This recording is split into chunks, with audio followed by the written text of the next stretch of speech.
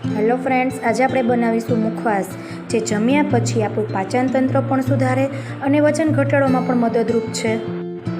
તો ચાલો એવી વસ્તુઓથી આપણે મુખવાસ બનાવીએ જે આપણા સ્વાસ્થ્ય માટે પણ સારું છે અને તેમાંથી ઘણા બધા પોષક તત્વો પણ મળી રહે છે. તો તેના માટે લઈશું વરિયાળી, કલોંજી, અળસી,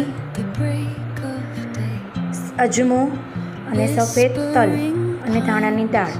આ બધી જ વસ્તુઓ લઈ અને આપણે સરસ મજાનો ટેસ્ટી મુખવાસ બનાવીશું. તેના માટે એક મોટા વાટકામાં 1 લીંબુનો રસ લેશું, નમક, સંચળ અને હળદર આ બધી વસ્તુ લઈ અને સારી રીતે તેને મિક્સ કરી લઈશું. તેમાં થોડુંક તેવું પાણી ઉમેરીશું અને તેને પણ મિક્સ કરી લઈશું. ત્યાર પછી મુખવાસ બનાવવાની જે બધી વસ્તુઓ છે તે આપણે તેમાં એડ કરીશું. વરિયાળી, સફેદ તલ, અજમો, અળસી અને કલોંજી. ધાણાની દાળ છે એને આપણે પહેલાં મિક્સ કરીશું નહીં.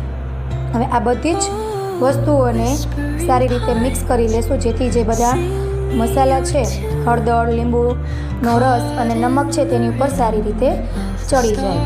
ત્યાર પછી એક થાળીમાં આ બધી જ મિક્સ કરેલી વસ્તુને થોડીક વાર આપણે સૂકવવા દઈશું. 5 મિનિટ જેટલું સૂકવવા દઈશું. ત્યાર પછી એક કઢાઈ લેશું અને તેમાં આ બધી જ વસ્તુઓને સારી રીતે શેકી લેશું. જ્યાં સુધી પાણીનો ભાગ સુકાઈ ન જાય ત્યાં સુધી આપણે તેને શેકીશું. જેવી બધી વસ્તુ શેકાઈ જશે એટલે તેમાંથી સરસ મજાની સુગંધ આવવા માંડશે. પછી આપણે તેમાં ધાણાની દાળ મિક્સ કરી લેશું.